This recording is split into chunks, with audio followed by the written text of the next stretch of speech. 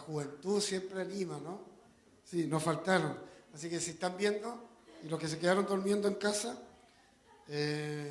bueno, los invitamos a participar en todas las actividades que tenemos como iglesia. Por mientras estoy abriendo. Okay. Vamos a compartir la palabra de Dios. ¿Cuántos vinieron a compartir y escuchar la palabra del Señor? Amén. Gracias, Pastor Fernando. Se escuchó fuerte eso. Sí. Bueno, todavía, como decía mi esposa, todavía hay algunas cositas, algunos detalles que nos van quedando, pero es lo menos, ¿sí? La idea después es que lo podamos pintar y ahí vamos a necesitar varios que sepan pintar. ¿Todos saben pintar? Ok. Oscar, ¿no? Ok. No lo eches al agua. Ya. Basta con lo de Arnaldo ya. No. Ok. Vamos a abrir nuestra Biblia en Gálatas, capítulo 6. Fíjese que había estado, cuando comencé a preparar este tema, que el Señor puso el texto en mi corazón. Veo cómo el Señor va coincidiendo en algunas cosas que yo creo que son importantes. Yo creo que usted se va a dar cuenta. La primera, hace unos domingos atrás, compartimos respecto a caminar con el Señor de común acuerdo. ¿Se acuerda?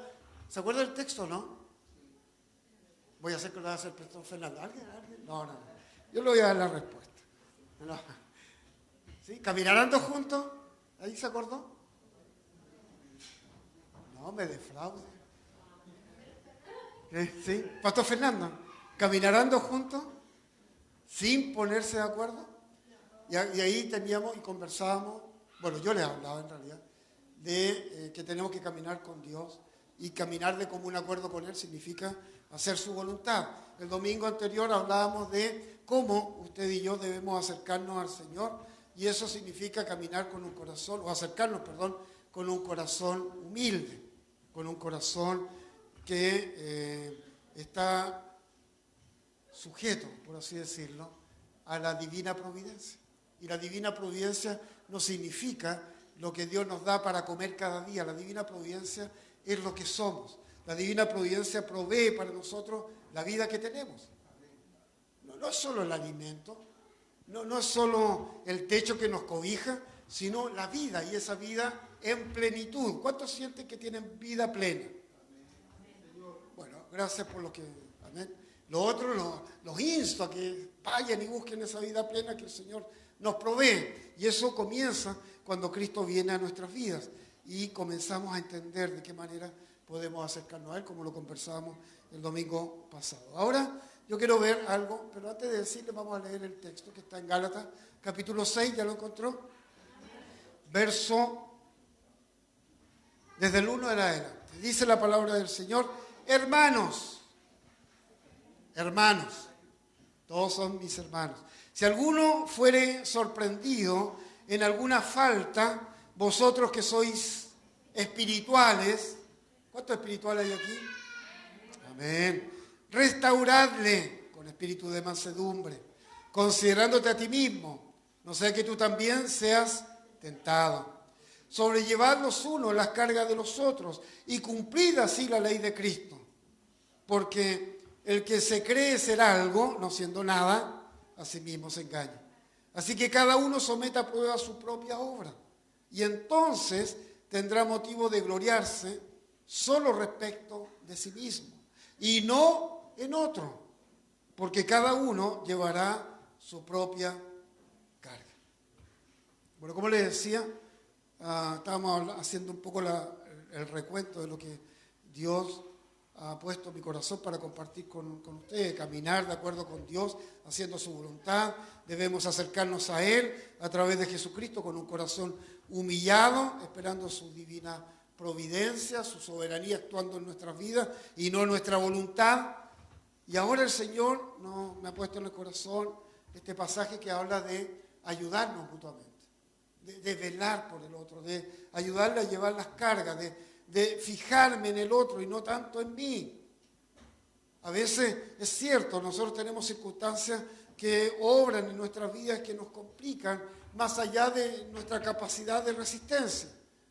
Por eso el Señor dice que somos una familia. Por eso el Señor dice y lo menciona a través de las Escrituras que somos parte del cuerpo de Cristo, donde Él es la cabeza. Y por eso nos llamamos hermanos. Y no es una familia disfuncional.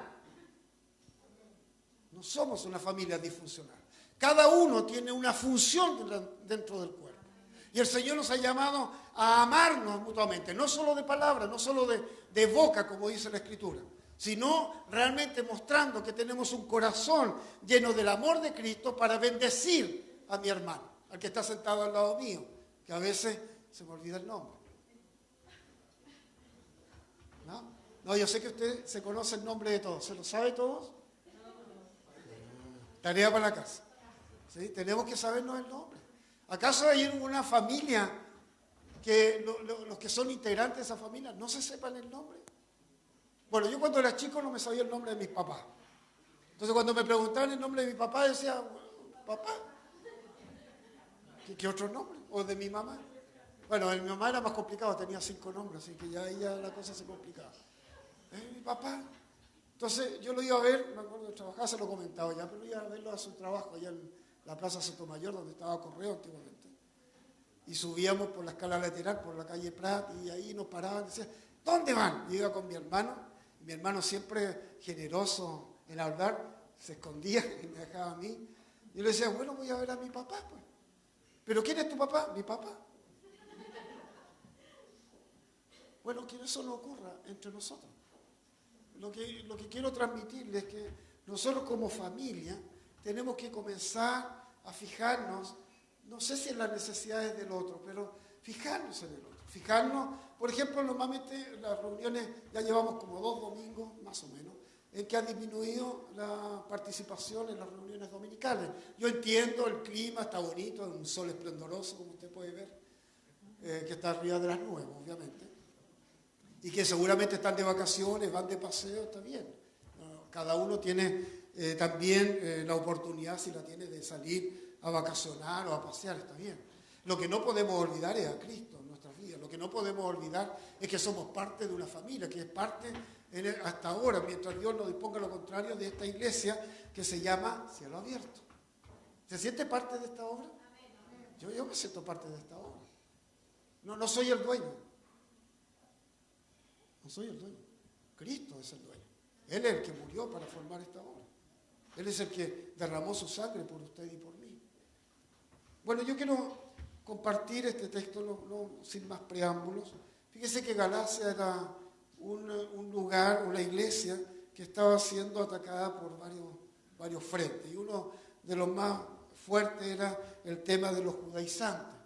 Ellos querían que la gente fuera salva a través de ciertos ritos judíos. No voy a entrar en detalle de lo que eso significaba, pero Pablo comienza hablándole a esta iglesia que cómo es posible que él llevándoles el mensaje de Cristo a su vida, viniera a otros que lo han embelesado, que lo han cambiado, que le han metido ideas en su cabeza para trastocar el mensaje del Evangelio.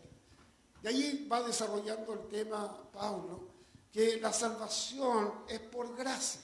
Y la va desarrollando de tal manera de que nosotros, tú y yo, gentiles, somos salvos por creer en el Dios Todopoderoso y en Jesucristo su Hijo. Usted no tiene nada más que hacer que solo creer.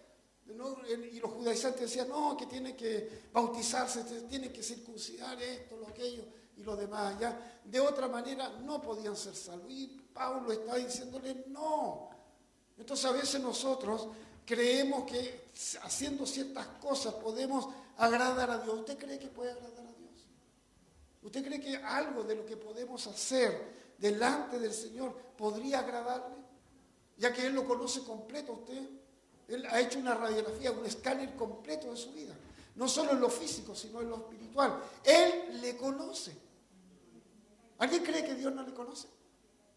Te conoce íntimamente. De hecho, dice la Escritura que antes que la palabra esté en tu boca, Él ya la conoce completa.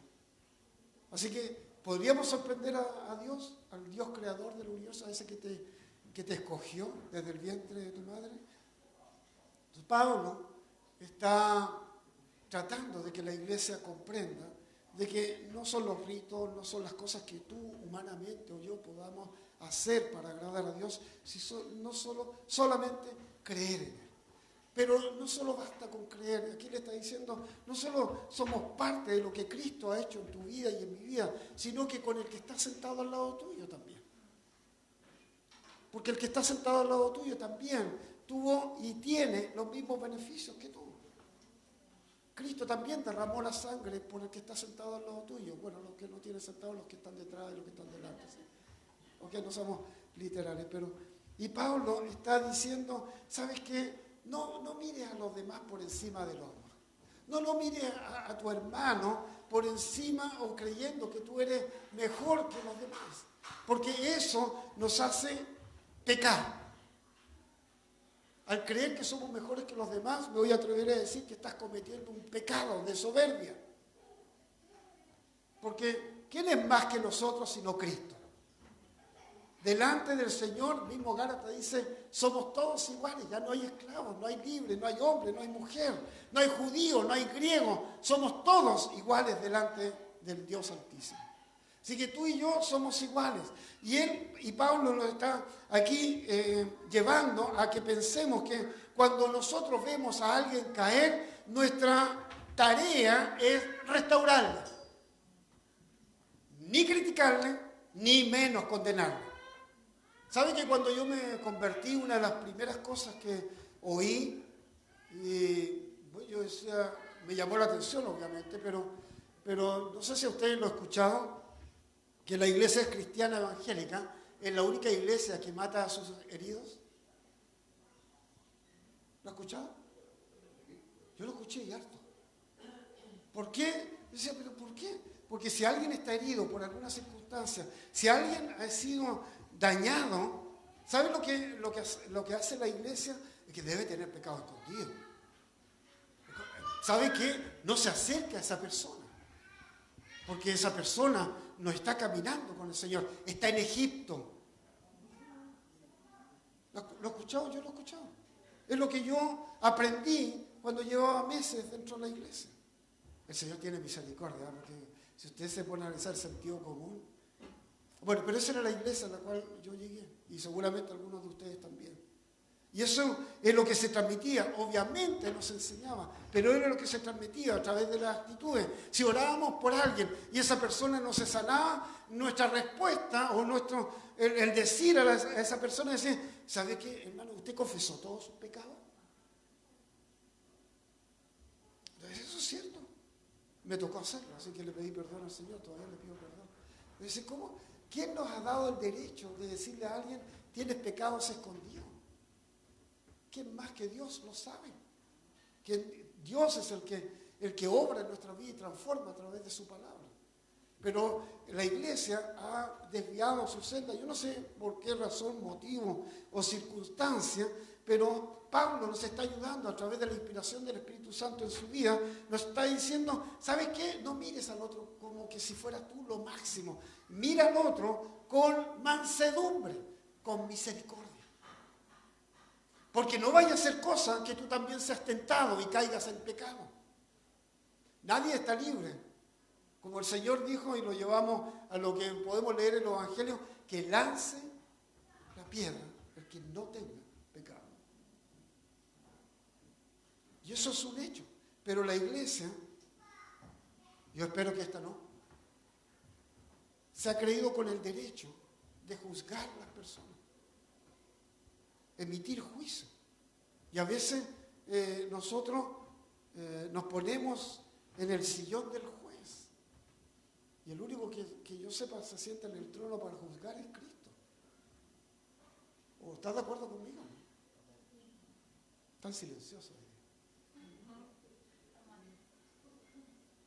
Este versículo, el verso 1, al menos el verso 1, nos impulsa no hacia el castigo, no hacia la condenación, sino a dar remedio a aquel que ha dado un traspié. Aquí estamos hablando entre hermanos, no estamos hablando entre desconocidos. Yo no estoy hablando de usted con alguien que no conoce y no ha aceptado a Cristo su vida. Yo estoy hablando de la familia.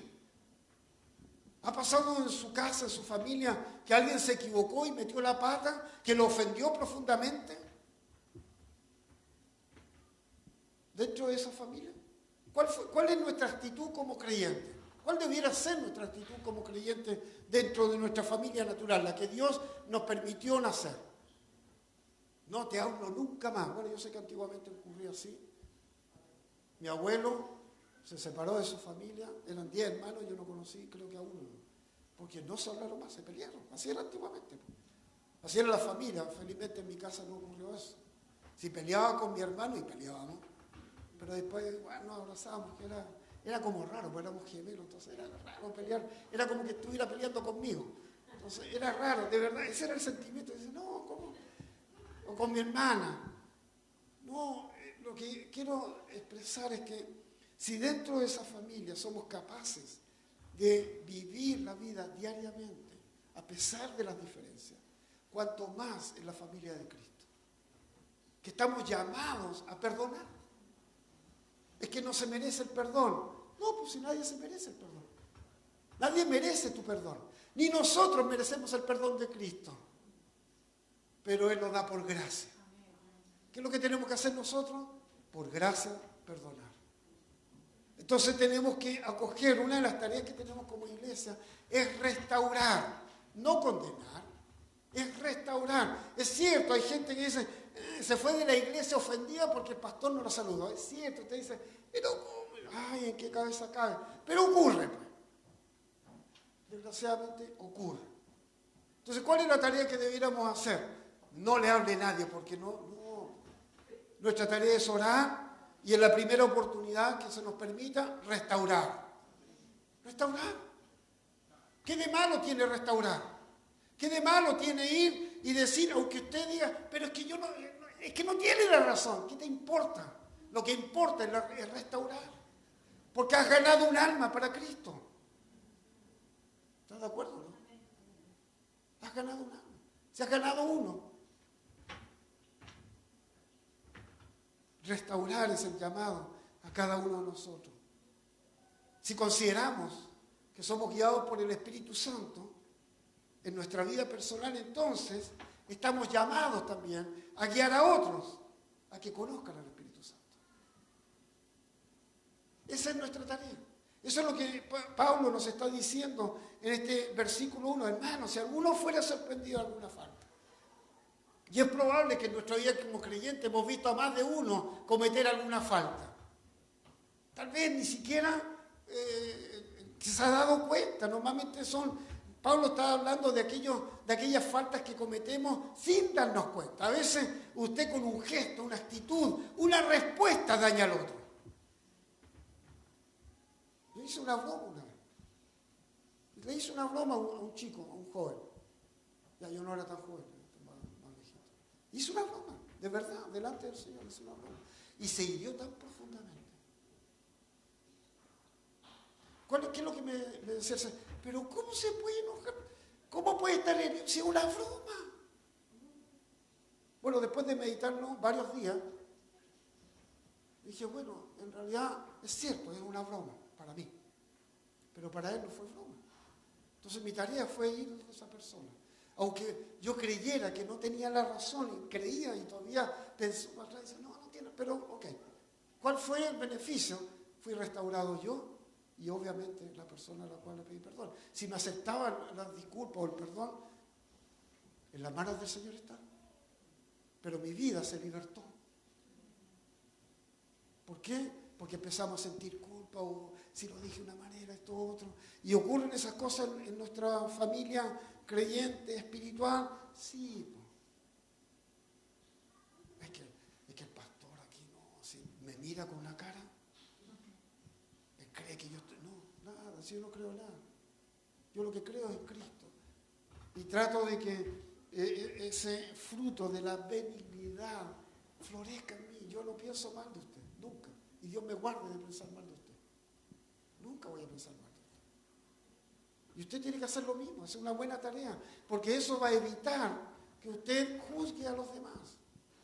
La iglesia mire, a veces le echamos la culpa al diablo por tantas cosas, le damos tanto mérito que no lo tiene, y al final somos nosotros mismos que nos vamos carcomiendo, nos vamos desviando de la senda, porque Si alguien cae, ay, vamos con el cuchillo y ¡ya! Le cortamos la cabeza. No, si estaba en Egipto, si no sabe, pero usted no conoce porque nos ha dado el tiempo de ir a decirle, hermano, ¿qué te pasa? ¿Quieres que ore por ti? ¿Quieres que la iglesia como cuerpo nos unamos para orar por ti? Dice, aquí no hay ningún Superman ni un super niño, ¿sí? Eso de los cómics, no. Aquí no hay nadie tan fuerte ni tan valiente porque la fuerza proviene de Cristo. Y nuestra valentía viene del Espíritu Santo que está en ti y en mí, porque dice, no les he dado espíritu de cobardía, sino de valor, de poder, de amor y de dominio propio. O sea, al final, ¿qué es lo que tenemos? Nada. Somos vasijas de barro. Así que no nos creamos el cuento para menos juzgar a los demás. Ahí menciona Pablo dos tipos de carga. ¿Sí? Hay una, dice, sobrellevar los unos las cargas de los otros. Y después dice, porque, en el versículo 5, porque cada uno llevará su propia carga. Entonces dice, ¿cómo me ayudan a llevar la carga o la tengo que llevar yo? ¿Cómo es la cuestión? Entonces, creo que es oportuno que usted y yo podamos entender lo que significa sobrellevar los unos las cargas de los otros. Ya algo mencioné, esto se refiere, cuando nos ayudamos mutuamente, a esas cargas que tienen que ver con nuestra vida cotidiana, con el trabajo, con ese quehacer cotidiano, con las decisiones que tenemos que tomar, con nuestras finanzas, con la familia, etc. Hay tantas cosas que coartan o que nos invaden o de los cuales tenemos que enfrentar y que a veces somos superados, rara vez. ¿Alguien se ha sentido superado por los problemas? Yo creo que ninguno, ¿sí? Todos tenemos todo bajo control. No es así, ¿cierto? A veces nos sentimos superados por las cosas. Las circunstancias nos superan. Entonces, ¿qué es lo que Dios ha dispuesto a través de la Escritura? Nos dice que somos una familia para ayudarnos mutuamente, para ayudarnos a llevar las cargas. Nadie dice que venga a contar con lujo de detalle tus dificultades o problemas. Lo único que tú puedes hacer es acercarte a alguien de confianza y dile, ¿sabes qué? Necesito un rato de tu tiempo para que ores por mí o para que me escuches. No me digas nada, solo oye, porque necesito desahogarme. ¿Alguien ha sentido eso? Eso es la iglesia, pues. Eso somos como familia. Pero no, pues, no, yo solo puedo. ¿Para qué lo estás contando al hermano después? Por eso le digo a alguien de confianza. Si alguien que anda divulgando las cosas, a ese lo vamos a tener como gentil, como dice Pablo. Sí, no es digno de confianza. Pero si usted tiene a alguien de confianza, sea en nosotros, en la gente que está al servicio, liderando el grupo, vaya y comparta. Es la instancia que Dios, a través de Cristo Jesús y a través de lo que Pablo nos está diciendo, es para ayudarnos a entender que si me caí, voy a tener a alguien que me va a oír. ¿Sabe que cuando en la iglesia que estaba, si alguien se caía y iba de confianza para compartirle algo, era terrible, era peor? Aparte que el pastor se paraba de río y lo echaba al agua. ¿No? ¿En serio? A mí, yo no conocía mucho la escritura, pero el sentido común me decía, que hay algo malo. O sea, la ética, pues. Hermana, ¿me deja comentarlo? ¿Se acuerda lo que me contó el otro día? Trágame tierra.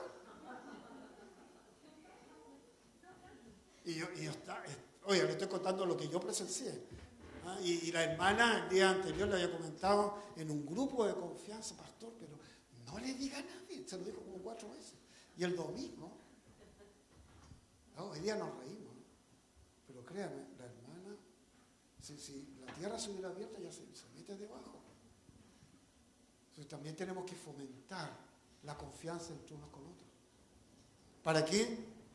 Para que si alguien necesita ser oído, lo que oiga, no lo divulgue. ¿Está de acuerdo conmigo? A nadie, pues si la persona le dice a nadie, si usted busca la Real Academia, busque qué es lo que significa nadie, no nadie, nadie, es nadie. Es nadie. Es nadie. Si usted me dice algo a mí en confianza, me dice, no le cuente a nadie, Oiga, yo no le cuento a nadie. A nadie. Morirá conmigo. Lo segundo, que dice, porque cada uno llevará su propia carga, esta se refiere, y aquí tiene que ver con usted en su función como persona, como creyente delante del Señor, porque tenemos deberes y responsabilidades. ¿Cuántos creen que en el mundo tiene deberes y responsabilidades? ¿Sí? Todos tenemos deberes y responsabilidades, que el trabajo, que los estudios, lo que sea, deberes. Y también tenemos que asumir las responsabilidades que eso conlleva. Obviamente, en nuestra vida como creyente también tenemos deberes y responsabilidades. Tu vida eterna, ¿de quién depende? Y no vamos a hablar esto de que si se pierde, no se pierde. No, eso lo conversamos en un estudio. Pero ahora, ¿de qué depende? ¿Quién tiene que cuidarla? Pablo dice cuidarla con temor y temblor. ¿A quién le dice? Le dice a mi esposa para que me cuide a mí. O me dice a mí para que yo le cuide la salvación a mi esposa. No es a ti. Tú eres responsable de tu vida personal. Tú eres responsable de tu intimidad con el Señor. Tú eres responsable de prestar oído a lo que Dios quiere de tu vida. Tú eres responsable de la tarea que Dios te asignó a hacer. Porque el día que nos presentemos delante del Señor, yo creo, esto ya es mi pensamiento, mi volá, el Señor te preguntará, bueno, ¿y qué hiciste? Te di un talento, te di 2, 3, 4, no sé, lo que el Señor haya dispuesto. ¿Qué hiciste con él? Bueno, Señor, yo sabía que tú eras duro, que cosechas donde no siembras, y ahí salimos con todo el argumento. Entonces, ¿qué es lo que hice? Lo guardé. Aquí están, brillantes. Entonces, nosotros delante del Señor tenemos una carga que tiene que ver con mi responsabilidad delante del Señor, con mi propia carga de fallas, con mi propia carga de defectos, con mi propia carga de virtudes, con mi propia carga de hacer lo que Dios quiere que yo haga. ¿Está de acuerdo? Más o menos no. Pero tiene que estar de acuerdo conmigo. Porque es lo que el Señor nos está llamando. Queremos los beneficios que Dios nos otorga cuando somos sus hijos. Queremos los beneficios y lo que Jesús tiene para mi vida en lo personal, también en lo natural, en mi familia, en mi trabajo, que me vaya bien, que tenga el mejor sueldo, que tenga una pensión mejor, etcétera, todo eso. Bueno, pero eso lo logramos si mi comportamiento es conforme a la voluntad de Dios y yo hago conforme a la voluntad que Él quiere que yo haga, conforme a su propósito. ¿Alguien cree que no tiene propósito con el Señor? Todos tenemos un propósito. Entonces ese propósito tenemos que entenderlo, que tiene que ver con la persona que yo tengo al lado mío dentro de la iglesia.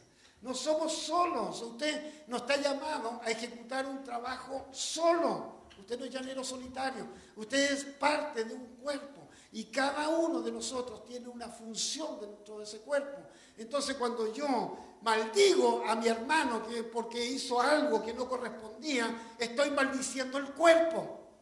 Estoy dañando el cuerpo. No solo a mí me estoy dañando, sino además daño a la persona por maldecirla sin conocimiento, y eso conlleva maldición al cuerpo. ¿Por qué? Porque me doy el lujo de creer que soy mejor. Y no lo somos. Estamos en el lugar que estamos por la gracia de Dios. Y somos lo que somos por su gracia.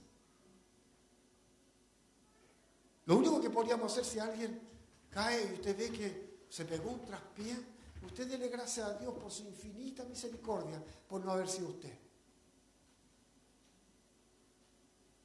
¿Entendió eso? Hoy no, dice, mira, si yo sabía, era, ¿qué tenés que? Guarda tu lengua. Y dobla la rodilla y ora por esa persona. Por algo te lo está mostrando. No somos nada. Nada. Cristo tiene el mejor de los ejemplos. No siendo nada, vino a morir por los nada. ¿Estás de acuerdo? No, vino por los mejores, vino por los buenos, vino por el cual siendo forma de Dios, dice Filipenses, no estimó ser igual a Dios como cosa que aferrarse. Él se hizo nada, se humilló, se hizo siervo, se hizo semejante a los hombres. No se hizo nada, Él vino a servir. ¿A qué estamos llamados nosotros? A ser servidos. Hoy esa parte nos gusta. Para evitar que nos creamos el cuento, porque nuestro corazón se vanagloria. Pues la palabra nos enseña que no tenemos que vanagloriarnos, porque no tenemos nada de que vanagloriarnos. No compare, esta es una receta que Pablo nos da, no compare sus logros con la obra o con los logros del otro. No las compare. No compare lo que usted alcanzó con el logro del otro. No, ese Dios fue mejor. ¿Saben por qué? Porque nuestra cultura también nos ayuda a pensar de esa manera. ¿Qué nota te sacaste? Oh, me saqué un 6. Oh, yo me saqué un 6,5. ¿Cómo te quedó el ojo? 6,5. ¿Sí? Porque la cultura nos ha enseñado a ser así. Pero en Cristo no debemos ser así. Mis logros están delante del Señor. Lo único que yo podría fijarme es que si mis logros fueron hechos al 100%, si fueron hechos realmente como para Cristo. Eso sí compara. Compara lo que podrías haber hecho para Cristo como lo que hiciste, creyendo que con eso es suficiente. ¿Cómo lo haces? ¿Cómo haces tu tarea? ¿Cómo haces los logros, lo que tú quieres alcanzar? ¿Lo haces siempre para Cristo? ¿O lo haces con un 4 estoy claro? Con un 4 paso de curso. Lo estoy comparando. Lo que quiero que nosotros podamos entender de que lo que podemos hacer para evitar la vanagloria de nuestro corazón es que tomo mis logros, los presento delante del Señor y diga, en realidad podría haber hecho mejor. Y eso va a quitar la vanagloria de mi corazón. Pero claro, si yo lo comparo con el del otro, probablemente yo gane. A mis ojos siempre voy a ganar. Pero la palabra nos está enseñando que para evitar eso, usted los lleve delante del Señor y diga, Señor, ¿realmente te agrada lo que hice? ¿Te gusta? Porque si usted lo piensa, cuando yo era chico, hacía unos mamarrachos de dibujo y mi mamá siempre lo encontraba perfecto. Yo como tengo costumbre de guardar algunas cosas, y uno los mira y dice, pucha, que me amaba mi mamá, porque usted no lo entiende, pero ahí está toda una demostración de arte familiar, y ahí tiene, bueno, tengo los de mis nietos, hoy día los de mis hijos. Bueno, para mí siguen siendo lo mejor, pero si usted los mira y dice, está loco. Pero el Señor, claro, nos mira con amor. Pero es usted el que tiene que mirar hacia Cristo y decir, Señor, lo que estoy haciendo en mi trabajo, en mi comportamiento, en mis actividades, en mis estudios, los estoy haciendo para ti, para que tú te agrades. Y eso va a evitar que usted mire a los demás por encima del hombro. Lo va a evitar. Porque usted va a tener la honestidad de su corazón, es decir, en realidad mi hermano tiene mucho más que enseñarme que lo que yo le puedo enseñar a él. Y va a tener una actitud distinta, porque siempre va a haber alguien que va a saber más que tú. Eso me enseña la Escritura. Si te crees mejor, siempre hay alguien mejor que tú.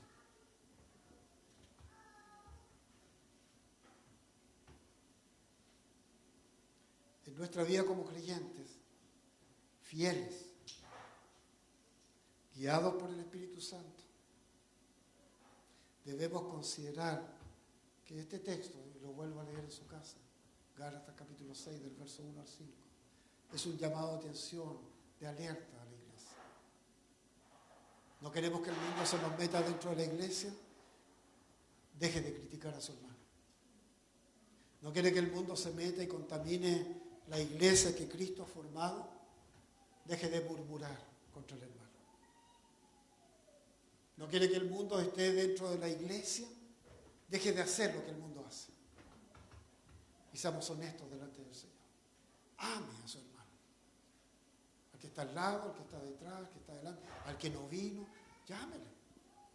¿Por qué no viniste, hermano? No tenía ganas. ¿Cómo no vaya a tener ganas? ¿Usted nunca se ha levantado sin ganas de venir a la iglesia? ¿O sin ganas de hacer algo? ¿O todos se levantan en la mañana? Sí, Señor, hoy día quiero ir a clases. Hoy que me gusta ir al colegio. Y no le hablo a los chicos, a los jóvenes, sino a nosotros cuando hablamos con jóvenes también. Todos los días nos levantamos felices. Hoy voy al colegio, mami, qué bueno. No todos los días. Entonces, a veces nos desanimamos de cosas que para usted pueden ser insignificantes, pero para la persona son trascendentes. Entonces, no los mire como lo mira usted, sino mírelo en la perspectiva del otro. Sea empático a su sufrimiento. Sea empático a lo que esa persona está viviendo. A lo mejor se pegó un traspié, nunca quiso dárselo, pero se lo dio. No vaya, usted vaya con mansedumbre, con amor, con actitud de servicio. No te hagas problema, el Señor está aquí. Vamos a orar para que el Señor te dé la fuerza de pararte y sigamos caminando juntos. Eso es la actitud de la iglesia, esa es la actitud de la familia. Esa es la actitud que debe reinar en nuestra iglesia, en esta iglesia. No seamos faltos de empatía, no seamos faltos de amor, de servicio. Amemos al hermano. ¿Qué hemos sembrado? ¿Qué has sembrado tú en el corazón de tu hermano? ¿Qué has sembrado? ¿Siempre has sembrado amor, simpatía? ¿O hemos sembrado antagonismo de tal manera que esa persona nunca te va a ir a pedir que ores por ella? Que no sea eso. Que las personas, todos, nosotros, todos, podamos tener el acceso abierto al hermano, a la hermana, para que podamos en confianza decir, ¿sabes qué? Estoy mal. Estoy mal. Hasta aquí no más llego. No puedo más. Me cuesta creer. Me cuesta, la duda me atormenta. Yo sé que a usted no le pasa, pero puede ser. Puede ser. Está enfrentando un problema y dice, es que no me resulta nada. Dios no me oye. Dios no me habla. ¿Has escuchado eso? Yo creo que Dios le está hablando esta mañana. Dios le está hablando. Habla a mi corazón y le habla al suyo. Dios quiere lo mejor para ti, quiere lo mejor para mí. Quiere lo mejor para la iglesia como cuerpo de Cristo. Que nos comportemos como familias que nos amamos. No que salgamos de aquí, ya nos vemos y nos vemos, no sé, por la reunión de la semana o el domingo, ya. ¿Y qué le pasó en la semana? Aquí no tengo idea. Habiendo tantas formas de comunicarnos. Yo nací en una época en que había un teléfono por cada, no sé, 100.000 personas. Todos teníamos que caminarlo para hacerlo. Y después, claro, vino teléfono, un poquito más. En mi casa no hubo teléfono. Con mi esposa nos perdíamos porque no teníamos teléfono para comunicar. Entonces yo iba a Valparaíso a buscarla y ella venía a Villa Alemana a encontrarse conmigo. Estábamos rellenos así. Pero esa es la época. Entonces hoy tenemos tantos medios de comunicarnos y decirnos, no puedo. Amo al Señor, pero no puedo. Está aquí conmigo. ¿Sabe de lo que le estoy diciendo? Eso es lo que necesitamos fomentar en nuestra iglesia. Eso es lo que necesitamos fomentar y enfatizar en nuestro corazón. No matemos a los que están heridos, sino sanémoslos, oremos por ellos, restaurémoslos, metámosle a un hospital de campaña. Hagamos lo que sea necesario, vendémosle, lavémosle las heridas con nuestras lágrimas, lo que quiera, pero hágalo para que salga de ahí, para enfrentar de nuevo la batalla. A eso estamos llamados, a eso está usted llamado, por eso está aquí. No es casualidad. Padre, en esta mañana te damos gracias, Señor, por tu palabra. Te damos gracias, Señor, porque has hablado en nuestras vidas, has hablado, Señor, para que podamos tal vez esta mañana cambiar de algún modo nuestro comportamiento, nuestra forma de enfrentar las cosas. Señor, tu palabra siempre nos pone en alerta, siempre, Señor, nos corrige, nos disciplina, nos redarguye, pero también nos anima y fortalece. Señor, y en esta mañana yo creo que tu palabra ha venido, Señor, a advertirnos, pero también a fortalecernos. a cambiar nuestra forma de hacer las cosas, a mirar a mis hermanos con amor profundo, así como nos miras tú cada día, con ese amor, Señor, que no lo entendemos, pero me amas a pesar de que doy traspié, a pesar de que dudo de ti, a pesar de que soy infiel, tú me sigues amando. No me cuestionas, no me criticas, no me condenas, me amas. Señor, que podamos hacer eso en respuesta a tu amor en nuestra vida. Señor, toca nuestros corazones, toca nuestras vidas, porque queremos actuar como tú lo haces. Tu carácter en nuestra vida y tu carácter en nuestras vidas es amar a mi hermano, es amar al prójimo. No me amo, mi vida.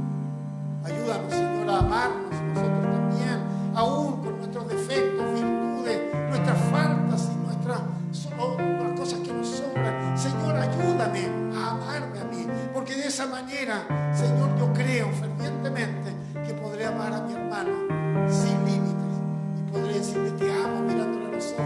Quiero ayudarte, quiero estar contigo en los momentos difíciles, quiero orar